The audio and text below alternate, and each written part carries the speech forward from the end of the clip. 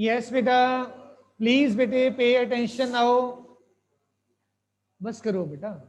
देखो हमने बेटे लास्ट टाइम ट्रांसफार्मर और रिलेटेड डिटेल्स ऑलमोस्ट कंप्लीट कर लिया था बेटा। तो presently we are to focus upon our optics बेटा।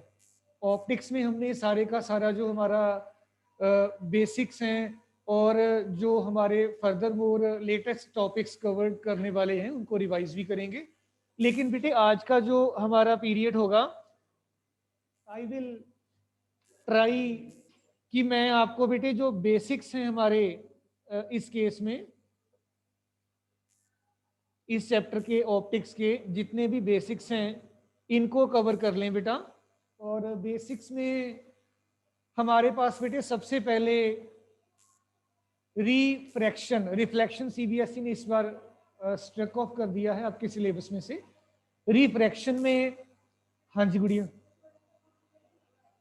हाँ जी एक स्टेप जाइए, ज्यादा नहीं। आपका रिफ्रैक्शन में बेटा रिवर्सिबिलिटी ऑफ लाइट काफी ज्यादा इंपॉर्टेंट टॉपिक है, पूछा जाने वाला। देन बेटे जो आपके पास ग्लास स्लैब, उसमें लेटरल डिस्प्लेसमेंट वर्कआउट करना। And in the case of some denser medium बेटा हमारा जो नॉर्मल शिफ्ट है उसके बारे में बात करना काफी इंपॉर्टेंट है। एंड फाइनली बेटे before proceeding with the 5 mark questions, एक लास्ट टॉपिक हमारा है, दैट इज बेटे अवर total internal reflection of light and it's applications बेटा।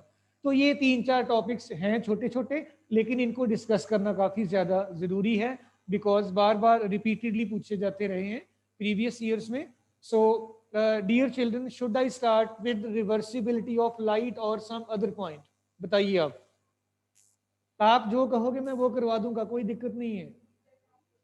मुझे तो ये ठीक लगता था क्योंकि ये एक बार आपका जैसे स्मूथली हम बिल्कुल सीरियल वाइज चले हुए हैं तो सारे का सारा होपफुली हो भी जाएगा, तो that will be much better, है ना बेटा। सो बेसिक्स जो है बेटा रिफ्रैक्शन में हमारा सबसे जरूरी होता है रिफ्रैक्टिव इंडेक्स का कंसेप्ट बेटे।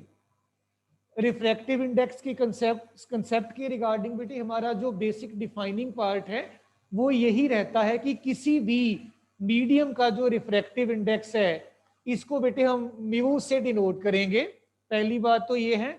और secondly it is the ratio of speed of light to the speed of light in that particular medium when we compare it in air और दैट मीडियम। इमेजिन कर लीजिए आप पानी का या ग्लास का रिफ्रैक्टिव इंडेक्स निकालना चाहते हैं, पानी का निकालना चाहते हैं अगर आप ले लें, तो स्पीड ऑफ लाइट बेटे एयर में तो c के बराबर है और पानी में ये v के बराबर है। रेशो हमारा निकल गया, जो ये रेशो आएगा that will be called the refractive index of water. And dear children, one thing more, ये जो रिफ्रैक्टिव इंडेक्स है इसको हम एब्सोल्यूट रिफ्रैक्टिव इंडेक्स बोलेंगे बेटा। दो टाइप के रिफ्रैक्टिव इंडिसेस होते हैं, एक हमारा बेटे एब्सोल्यूट है, एक है रिलेटिव। एब्सोल्यूट रिफ्रैक्टिव इंडेक्स जो है बेटा किसी भी मीडियम का रिफ्रैक्टिव इंडेक्स जब आप with respect to air work out कर रहे हो वो एब्सोल्यूट हो जाया करता है। और अगर आप मीडियम नंबर 1 को मीडियम नंबर 2 के कंपैरेटिवली स्टडी कर रहे हो then that becomes relative refractive index. अगर मैं कह दूं कि मैंने ग्लास का रिफ्रैक्टिव इंडेक्स निकालना है तो बेसिकली तो मैं यही कह रहा हूं कि refractive index of glass with respect to air, so ये होगा किसके बराबर? Velocity of light in air, ठीक है जी, और velocity of light in glass, ये रेशो आपके पास बन गया। इमेजिन करिए मैं refractive index of water with respect to air find out करना चाहता हूं बेटा, ये आपके पास आ जाएगा speed of light in air and speed of light in बेटा वाटर। ये आपका ग्लास में था, ये वाटर में है, आप सबस्क्रिप्ट डाल सकते हैं just for the purpose of distinction बेटा। नाउ अगर आप रिलेटिव रिफ्रैक्टिव इंडेक्स के बारे में बात करना चाहो, relative refractive index mu, refractive index of glass with respect to water, ये रिलेटिव रिफ्रैक्टिव इंडेक्स कहलाएगा। मैं बोलने में बोलता पहले इसको हूं लेकिन लिखूंगा इसको जो है बिगनिंग में। Refractive index of glass with respect to water, इसको देखिए नीचे सबस्क्रिप्ट लिखा है, सुपरस्क्रिप्ट लिखा है पानी वाले को। So I will write it in the reverse manner, refractive index of glass with respect to water. This is a way to write the things बेटा. और ऑब्वियसली ये आपका एब्सोल्यूट है तो हम एब्सोल्यूट वाली वैल्यू डाल देंगे बेटा. सो जो भी आपके रिफ्रैक्टिव इंडिसेस आपने ऑलरेडी इधर डिफाइन कर रखे हैं, just put their values over here and we will be getting refractive index of glass with respect to air. This is C upon V into G and this is V water upon C. This is getting cancelled. This is refractive index of water and glass और ये आपका बेटा sorry V आएगा यहाँ पे. ये दोनों medium में जो वेलोसिटीज हैं इनकी रेशो आपके पास आ जाएगी. So this will be your relative refractive index. Again बेटा बेसिक डेफिनेशन की बात करें, कोई भी रिफ्रैक्टिव इंडेक्स हो, चाहे हो एब्सोल्यूट चाहे हो रिलेटिव, आप हमेशा कहेंगे velocity of light in air to the medium आपको एब्सोल्यूट रिफ्रैक्टिव इंडेक्स दे देगा. Velocity of light in medium 1 to the medium 2 वो आपको बच्चों रिलेटिव रिफ्रैक्टिव इंडेक्स जो है वो दे देगा. So we are to manage this accordingly बेटा. और इसके साथ आपका बेटे थोड़ा स्नेल्स लॉ का कंसेप्ट भी लिंक्ड है. आप अच्छे से जानते हैं mu is equal to sine of angle I upon sine of angle r. Angle आई आपका एंगल ऑफ इंसिडेंस और ये एंगल ऑफ रिफ्रैक्शन कहलाएगा. अच्छा बेटे एक चीज और थोड़ा ध्यान रखना इस चीज का, मेरे माइंड में आ गई है. एक बार क्वेश्चन सीबीएसई ने पूछा था कि जो refractive index of glass with respect to water है, मान लीजिए ये आपके पास आ जाएगा sine of angle I upon sine of angle r आ जाएगा बेटा. और furthermore refractive index of glass with respect to water ये आपके पास आपने अभी अभी निकाला था. This is equal to velocity of light in water and velocity of light in glass. ऐसे ही निकाला है ना बेटे हमने. अब देखो ये लेफ्ट हैंड साइड को बेटे मैं कंपेयर कर देता हूं, ये तो सेम है. तो आप velocity of light in water, velocity of light in glass, sine of angle I upon sine of angle r, इस रिलेशनशिप को हमेशा याद रखिए बेटा. फ्यू इयर्स बैक, 2 या 3 साल की बात है, पहला क्वेश्चन ही ये था. उसने कहा था कि कोई लाइट की इतनी वेलोसिटी है या कोई रेड कलर का कुछ ऐसे था और किस एंगल की रिलेटेड टू बात उन्होंने की थी कि कौन सा एंगल छोटा होगा किस मीडियम में बड़ा होगा. तो इन द नटशेल इस चीज को याद रखिए. It will be a lot of help in the end in order to answer such 1 mark questions. And साथ ही साथ आपके माइंड में ये भी होना चाहिए बेटा कि जो रिफ्रैक्टिव इंडेक्स म्यू है, नो डाउट ये सी अपॉन वी तो है, या आपने जैसे V1 और V2 कुछ ऐसे कह दिया था, तो V आपका new into lambda medium 1 new into lambda in the medium 2 भी आएगा. तो this will be wavelength in water and wavelength in glass. ये इसको भी आप इक्वेट करके लिख सकते हो. This is one and the same thing. कई बार वो पूछ लेता है वेलोसिटी और एंगल्स के बीच में कंसेप्ट के ऊपर बेस्ड. कई बार वो पूछ लेते हैं कि कलर लाइट का दे देते हैं. कलर जब दे देंगे तो थोड़ा वेवलेंथ का आपको अंदाजा होता है. VI VG YUR, B with violet, R with red. Violet का सबसे कम, रेड का सबसे ज्यादा. वायलेट का याद है, वायलेट का wavelength 420 nanometre. Very good. And red का 780. नाइस बेटे नाइस. ये चीजें आपकी टिप्स पे होनी चाहिए सो दैट कि जब भी आप मैथमेटिकली इन टर्म्स में जवाब देना चाहें तो आपका लॉजिक बहुत स्ट्रांग होना चाहिए. तो सामने वाला जो बंदा है उसको आप लॉजिकली अपना कन्विंस कर दें कि हमारा जो कैलकुलेशन है इट इज एब्सोल्युटली करेक्ट. और फिजिक्स में कभी भी हम बेटा बिना लॉजिक के बात नहीं करते हैं. आप पूरे के पूरे मार्क्स ले सकते हैं, सिर्फ शर्त यह है कि आपका एक्सप्लेनेशन टू द पॉइंट हो, ब्रीफ हो और सपोर्टिंग मैथमेटिकल एक्सप्रेशंस और फॉर्मूलाज एंड रिजल्ट्स आपने साथ में लिखे हुए हों. यस बेटा, आप उदास लग रहे हैं, क्या बात है? Is it all well? चलिए आगे चलते हैं. देन बेटे मैं बात कर रहा था principal of reversibility of light की. आइए देखें, principal of reversibility of light.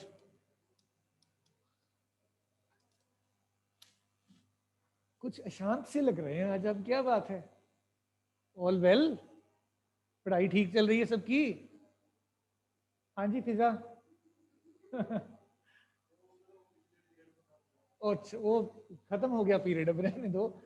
Imagine कर लीजिए बेटे, ये आपके पास एक बाउंड्री है और ये जो बाउंड्री है एक्स वाई, हमने इस बाउंड्री का नाम रखा है, और ये एयर को पानी से सेपरेट कर रही है। Air and water is being separated. और furthermore imagine that beta we have a ray of light, this is incident upon this particular boundary here in this manner. ये आपका पॉइंट ऑफ इंसिडेंस कहलाएगा बेटा। इस point of incidence पे आपने latestly lab में बेटा ये इसके साथ कुछ रिलेटेड वर्कआउट भी किया था, प्रिज्म और अपना जो है स्लैब का केस नॉर्मल वगैरह आपने ड्रॉ करके देखे थे। तो ये आपका रे एयर से पानी में एंटर कर रहा है, we expect it to bend towards the normal. तो ये आपका एंगल ऑफ इंसिडेंस आ जाएगा आई, और ये आपका एंगल ऑफ रिफ्रैक्शन आ जाएगा आर। ठीक जी। तो ये इसके रास्ते में आपने एक बिल्कुल नॉर्मल इसके परपेंडिकुलरली प्लेन मिरर प्लेस कर दिया। प्लेन मिरर पे अगर आप नॉर्मल ड्रॉ करना चाहोगे तो this will be the normal. आपका एंगल ऑफ इंसिडेंस इस मिरर के लिए इस रे का 0 डिग्री है, क्योंकि ये नॉर्मल के अलोंग आ रही है। ठीक है ना बेटा? तो एंगल ऑफ रिफ्लेक्शन भी आपका इस रिफ्लेक्टेड रे के लिए बेटे 0 ही होगा, ऐसे ही वापस भी चली जाएगी। इस पॉइंट को मैं for the time being O point कह देता हूं बेटा। ओ पॉइंट पे, एट पॉइंट ओ बेटा, अगर मैं स्नेल्स लॉ अप्लाई कर दूं, तो फिजा आप करवाओगे स्नेल्स लॉ अप्लाई यहां पे ओ पॉइंट पे? What should I write? No left side पे, refractive index of water with respect to air, this is equal to sine of angle, it is I upon sine of angle R। ठीक है जी। अब रे जो वापस जा रहा है इसके लिए लगाएंगे again at point O, we will write refractive index of अब air with respect to water, this is equal to sine of angle, ये अब आपका एंगल ऑफ इंसिडेंस हो गया और एंगल ऑफ रिफ्रैक्शन हो गया ये वाला। ठीक हो गई बात बेटे? आप इन दोनों एक्सप्रेशंस को बेटा सिंपली मल्टीप्लाई कर दीजिए। जस्ट इनको मल्टीप्लाई करने पे we will be having refractive index of water with respect to air and air with respect to water, this is equal to sin I upon sin R, and we will be multiplying it by sin R upon sin I, this is equal to 1। तो ये कई बार आप इसको 1 2 2 1 इस form में भी लिख लिया करते हो। मीनिंग यहाँ पे सिर्फ इतना है कि अगर आपको एक रिफ्रैक्टिव इंडेक्स पता है तो दूसरा आप वर्कआउट कर सकते हैं। Meaning there by if we know refractive index of water with respect to air, then बेटे air with respect to water इसका उल्टा होगा, and that can be calculated in a well manner. Clear जी?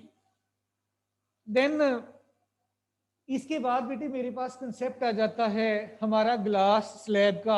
आपने latestly activity भी किया था और I think आपने डी बाई टी रेशो भी निकाल चुके हो ना आप बेटा।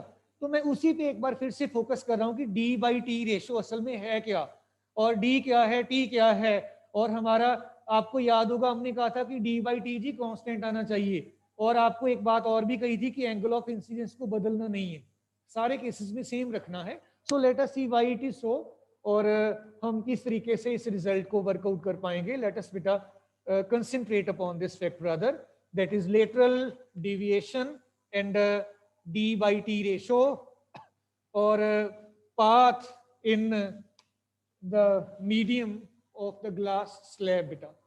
ये इमेजिन कर लीजिए आपका बेटा ग्लास स्लैब है, एंड इस ग्लास स्लैब में हमारे पास ये बेटे एयर, ये वाटर, और अगेन ये हमारे पास एयर है। इंसिडेंट रे ऑफ लाइट हमारा बच्चों ऐसे आ रहा है। आपको याद होगा हमने यहाँ पे नॉर्मल ड्रॉ किया था, नॉर्मल ड्रॉ करने के बाद 2 पिन्स लगाई थी, फिर वापस रखा था, वो सारा प्रोसीजर आई होप कि आप अच्छे से कर लेते हैं। अब बेटे देखो, अगर तो आपका ग्लास स्लैब नहीं है तो आपका रे ऐसे चला जाएगा, कोई दिक्कत नहीं है, सीधा ही चला जाएगा स्ट्रेट। एंड अब देखो एयर है और ये पानी है, एयर से सॉरी ग्लास, वाटर मैंने लिख दिया, दिस इज ग्लास, ये ग्लास में जाएगा तो it will bend towards the normal, यहाँ पे पहुंचेगा ये बेटा, और यहाँ पे पहुंचने के बाद आपने यहाँ पे नॉर्मल ड्रॉ किया। ये नॉर्मल ड्रॉ करने के बाद हमारा ये रे बेटे देखो ग्लास से एयर में एंटर कर रहा है, ग्लास से एयर, तो ये हमारा ग्लास से एयर में जब जाएगा it will bend away from the normal, तो ये इस तरफ आ गया बेटा। और इन दिस केस हम बेटे इन दोनों रेस के बीच में ये हमारा परपेंडिकुलर डिस्टेंस जो है इसको डी आपने बोला था, if you remember it properly. इसको लाइन को मैंने यहां तक एक्सटेंड कर दिया, ये आपका पॉइंट बेटा ओ है, ये पॉइंट ओ डैश है, इसको आप एल बोल दीजिए, इसको आप एम बोल दीजिए बेटा। And let us suppose that this is equal to t thickness of the slab, और इसको हमने बेटा डी ऑलरेडी बोल रखा है। और यहाँ पे एंगल्स को मेंशन करना बेटे बहुत जरूरी है, क्योंकि एंगल्स के बिना तो हमारी बात बनने वाली नहीं है। ये आपका एंगल ऑफ इंसिडेंस बेटा आई है, और ये आपका एंगल ऑफ रिफ्रैक्शन, अगर आप ये दोनों एंगल्स बेटे कंबाइन कर लो तो ये आई के बराबर ही होंगे। This angle is equal to this angle, इनको आप वर्टिकली अपोजिट आई थिंक कहते हैं ना। और बाकी का बचा हुआ एंगल आपका ये छोटा सा एंगल ये देख लीजिए, it will be equal to i minus r बेटा, इट विल बी देयर। और हमारे पास अब हमारे इंटरेस्ट की 2 ट्रायंगल्स हैं इस केस में, एक ओ एल ओ डैश, एक ट्रायंगल हमारे पास है O L O dash, second triangle है O O dash M, triangle second है O O dash and M बेटा। देखो बेटे मुझे तो डी और टी को रिलेट करना है, स्मॉल डी एंड टी को, तो पहले मैं बेटे इसी ट्रायंगल की बात कर लेता हूं, O O dash and M, ये और ये।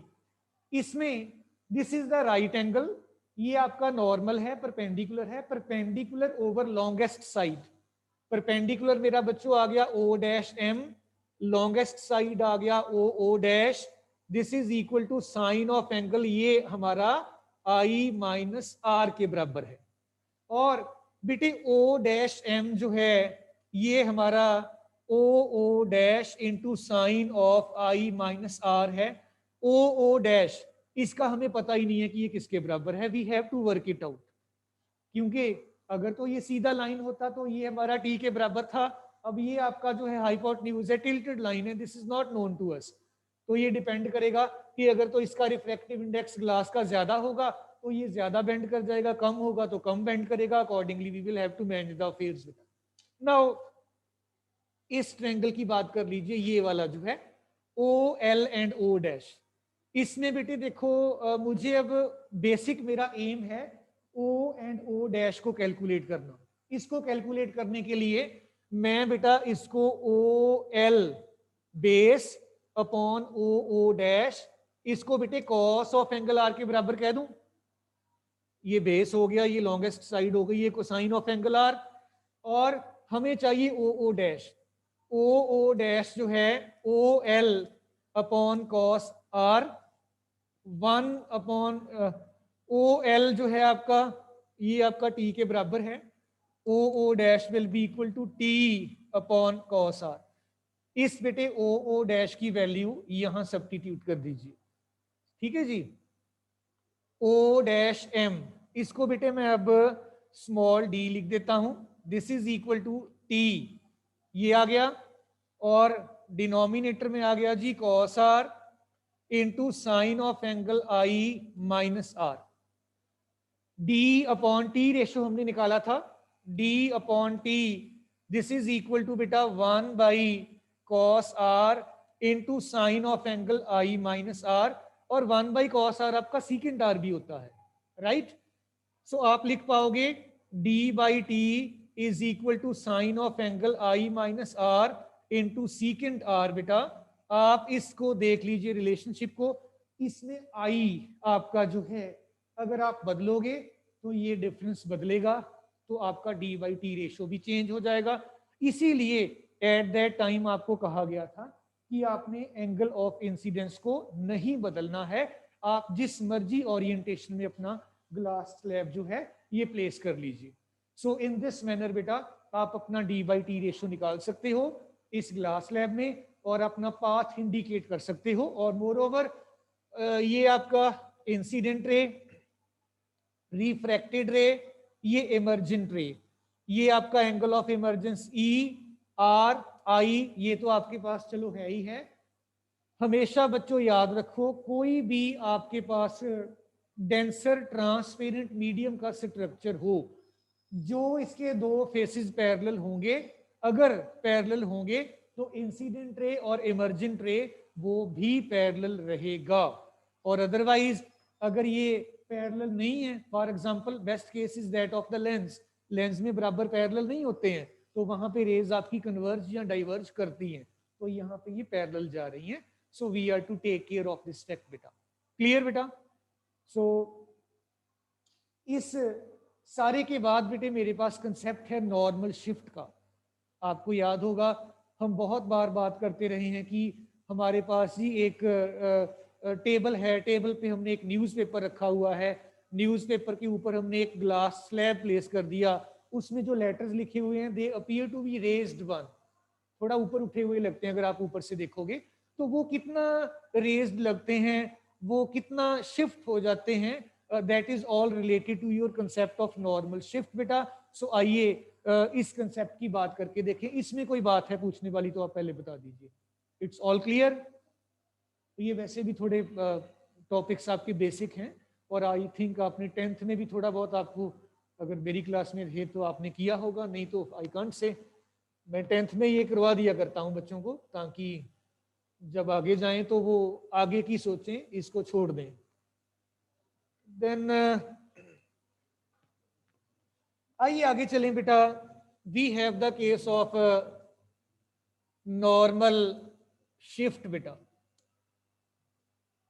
नॉर्मल शिफ्ट में हम बेटे अगेन इमेजिन कर लेंगे कि हमारे पास एक बीकर है, ये बीकर में हमने कोई लिक्विड डाल रखा है, मे बी वाटर, और इस लेवल तक आपने जो कंटेनर में लिक्विड है ये फिल करके रखा हुआ है, इस लेवल तक। बॉटम इसकी यहां पे आपने एक ऑब्जेक्ट मान लो रख लिया या नहीं भी रख लिया, आप इसको देख रहे हो, यहां से एक रे ऑफ लाइट आपका जो नॉर्मल इंसिडेंस का केस होगा, it will be moving in this manner, undeviated चला जाएगा, एंगल ऑफ इंसिडेंस इसमें कुछ भी नहीं है। ये आपका वाटर, ये आपका एयर, आपका रे पानी से जब एयर में एंटर करेगा तो ये कुछ इमेजिन कर लीजिए, this is the way it is going up to this place. Normal आप ड्रॉ कर लोगे यहाँ पे, एंगल ऑफ इंसिडेंस आई। अब बेटा किधर बनाऊं रे को फिजा? उधर, इधर, उधर, because angle of r will become more than angle, बोलते नहीं आगे से हैं, आई, यस, इसको आप एक्सटेंड कर दो, आपको लगेगा कि ये रे यहां से आ रही है, this point is O, this point से ओ डैश। इस केस में बेटा ये आपका जो है रियल डेप्थ है ये वाला पूरे का पूरा इतना, इस लेवल तक, लेकिन आपको लग रहा है कि ये चीज जो है ये यहां पे पड़ी है, ये आपके पास आ गया एपेरेंट डेप्थ, आपको ये चीज यहां पे लग रही है, यहां नहीं लग रही। जो लेटर आपको देख रहे थे ना आपको यहां लग रहा है, आपको लग रहा है कि लेटर तो ऊपर ही है। और ऐसे ही कई बार बेटे गर्मियों में, हमने पहले भी बहुत बार बात की है, रिवर्स और कैनल्स वगैरह में या पानी के रेजरवायर्स जो होते हैं वहां पे गर्मियों में कई बार बच्चे खेलने या just for the purpose of fun कूद जाया करते हैं, यही टॉप से देख के कि पानी की डेप्थ तो इतनी है नहीं है, तो वो मे बी उनको नॉर्मल शिफ्ट का नहीं पता होगा, इसको बिना पढ़े ऐसे नहीं जाना, ठीक। इवन हमारा जो साइंस सिटी है उसमें भी उन्होंने कुछ ऐसा बनाया हुआ है ना, वो बोटिंग वगैरह का, वहां पे भी अगर आप बोटिंग करो ना, आपको लगता है कि ये पानी तो बस ऊपर ही है, इसमें कुछ है ही नहीं है। तो वो that is all based upon the normal shift. Depth काफी होती है, हमें लगती नहीं है। तो इस चीज को आपने अपने माइंड में रखना है। और फिर बेटे हमारा नॉर्मल शिफ्ट कितना बन गया, this is the normal shift. ये आपको अपना ऑब्जेक्ट इतना शिफ्ट हुआ हुआ ऊपर को लगा। सो ये चीज हम निकालने जा रहे हैं। और इसको आप नॉर्मल शिफ्ट को इमेजिन कर लीजिए, आपने एक्स कह दिया बेटा, दिस वे। अब आइए, अगर आपका एंगल ये आई है तो ये भी आई होना चाहिए। इनको आई थिंक कॉरस्पॉन्डिंग की अल्टरनेटिंग, कौन सा, हाँ, अल्टरनेटिंग। अगर ये आर है तो ये आर है, ये आई थिंक कॉरस्पॉन्डिंग बोलते हो ना आप। सो ये आपका पॉइंट ओ आ गया, इसको आपने ओ डैश बोल रखा है, इस पॉइंट को आप ए बोल दो, एंड इस पॉइंट को आप बेटा बी बोल दीजिए, समथिंग लाइक दैट। अब बेटे ट्रेंगल ओ ए बी, इसको बड़े ही ध्यान से देखिएगा। Triangle O A and B, इसमें अगर मैं बेटे साइन आई निकाल लूं, साइन आई, उत्तर आप बताओगे किसके बराबर है साइन आई इस ट्रेंगल में? नहीं, पीछे, sine i O A B triangle में, साइन ऑफ दिस एंगल बेटा, ये तो राइट एंगल हो गया ना, A B upon O B, very nice, A B upon O B, right बेटा। और अगर मैं ट्रेंगल ले लूं बेटा ए बी ओ डैश या ओ डैश ए बी, इसमें sine of angle r, yes, तो अब आप बता दीजिए, बैठ के बोल दो, कोई बात नहीं। अरे नहीं, A B upon O dash B, ठीक है, A B upon O dash B, इस चीज का खास ध्यान रखना है आपने। और स्नेल्स लॉ, गुड़िया बोल दो भाई, Snell's law, mu refractive index में क्या लिखूं, रे इधर से इधर जा रही है, किसका कैसे लिखूं बेटा? अरे नहीं, रिफ्रैक्टिव इंडेक्स लिखना भी पड़ेगा ना, कि इस मीडियम का विद रिस्पेक्ट टू कौन सा मीडियम। Refractive index of air with respect to water, air में जा रही है रे आपकी, right, it will be equal to sine of angle I upon sine of angle r. अब इसमें आप वैल्यूज पुट कर दो, principle of reversibility of light आप यूज कर सकते हैं। This is 1 upon refractive index of water with respect to air, it is sine i upon sign are बेटा। ये आपका एब्सोल्यूट रिफ्रैक्टिव इंडेक्स है, एब्सोल्यूट ही है, तो it is manageable something like that, 1 upon mu, मैंने वाटर सब्सक्रिप्ट छोड़ दिया क्योंकि पता ये मीडियम एक है, sine i, it is equal to A B upon O B, sine r O dash B upon A B cut गया, O dash B. बच्चों जब भी हम ऐसा डिस्कशन करते हैं ना, ये बी पॉइंट ए से ज्यादा दूर होता नहीं है, मैंने ड्रॉ इसलिए किया है कि आपको एक बार समझ आ जाए अच्छे से, इनमें ज्यादा फर्क होता नहीं, ए पॉइंट और बी पॉइंट काफी नजदीक होते हैं। तो उस केस में आप लेट मी रीराइट दिस बेटा, आपका जो म्यू है rather 1 by mu left side पे था हमारा, दिस इज इक्वल टू बेटा O dash B, it is approximately equal to O dash A, ये डिस्टेंस लगभग इसके बराबर, एंड ओ बी लगभग ओ ए के बराबर, it is manageable in this manner. और अगर आप इन चीजों को बच्चों ध्यान से देखेंगे, आपका 1 अपॉन म्यू जो है ओ डैश ए, ये आपका एपिरेंट डेप्थ था, ओ ए ये आपका रियल डेप्थ था, उल्टा कर दो रिलेशनशिप को, mu is equal to real depth upon apparent depth.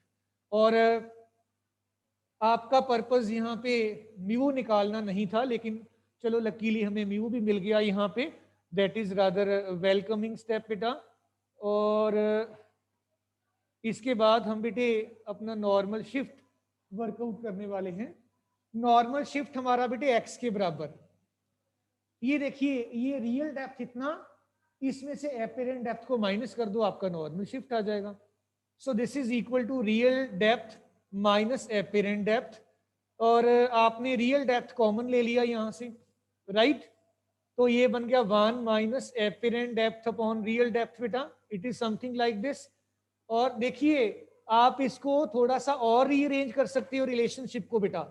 Normal shift x is equal to real depth, ये आपने ऐसे ही रहने दिया. It is 1 minus 1 upon real depth upon apparent depth. बेटे इसमें कोई खराबी तो नहीं? ये कहीं देखा देखा लगता है? Yes, nice. ये आपके सामने ही पड़ा है. So x is equal to real depth तो आप एस सच लिख दोगे. It is 1 minus 1 upon mu. ये बेटे आपके पास रिलेशनशिप बन जाता है. एग्जैक्ट क्वेश्चन मुझे अभी भी याद है. उन्होंने कहा था कि ये ग्लास स्लैब है, 5 सेंटीमीटर उसका थिकनेस है. ग्लास स्लैब 5 सेंटीमीटर थिकनेस है उसका. रिफ्रैक्टिव इंडेक्स तो चलो ग्लास का हमें पता ही होगा, नहीं पता होगा तो वो मे बी न्यूमेरिकल में दिया भी हो. तो आप जब उसको ओब्लिकली ऑब्जर्व करते हो, ओब्लिकली का मतलब होता है ऊपर से ऑब्जर्व करते हो, तो आपको कितना जो लेटर्स हैं उनमें नॉर्मल शिफ्ट जो है वो लगेगा.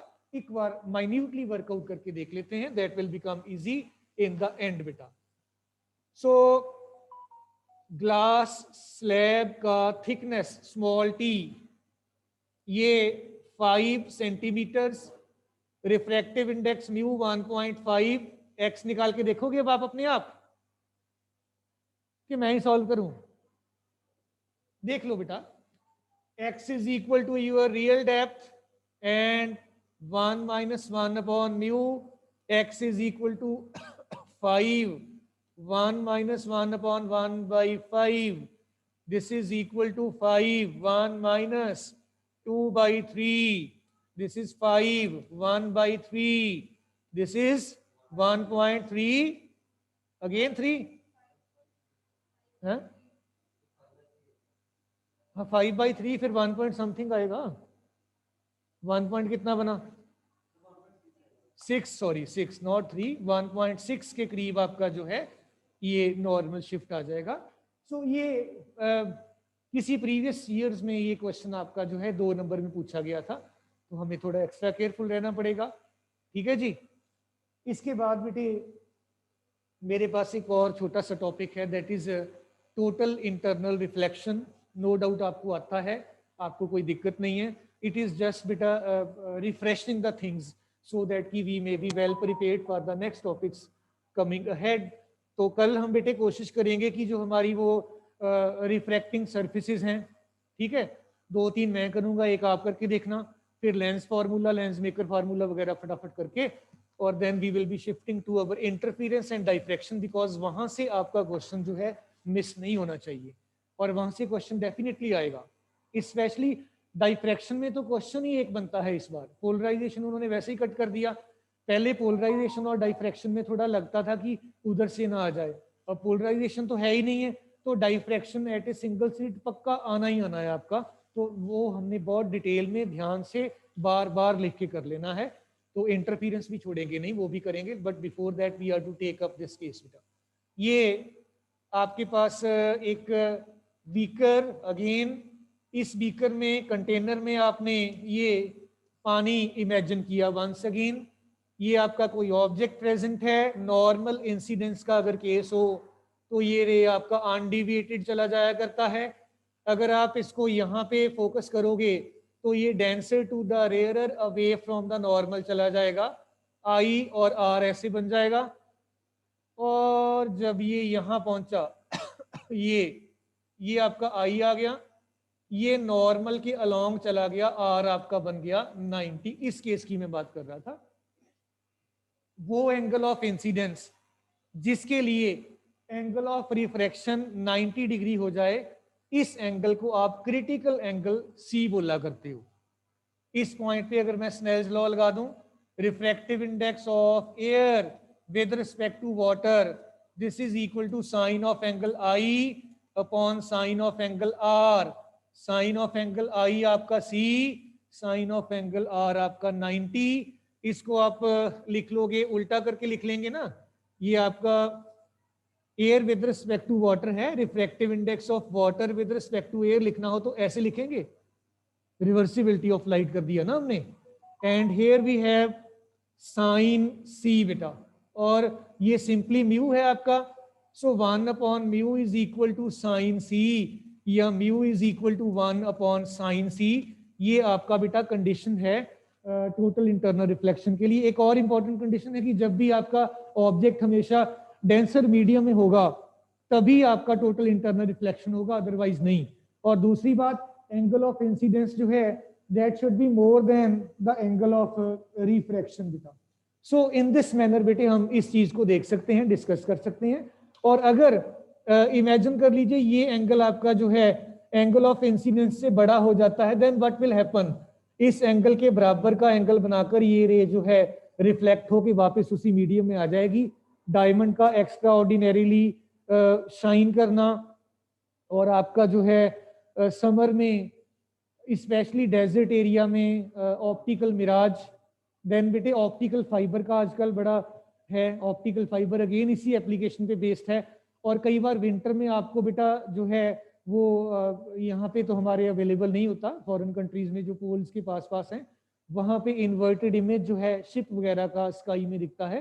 That is again another important type of the mirage. तो ये कुछ एप्लीकेशंस हैं इसकी, एंड आई होप कि आपको कोई इसमें दिक्कत आएगी नहीं, ये आप कर लोगे इजीली. लेकिन इस कंसेप्ट को आपने 2-3 बार लिख के देख लेना है, बार बार इसकी जरूरत हमें पड़ती रहेगी.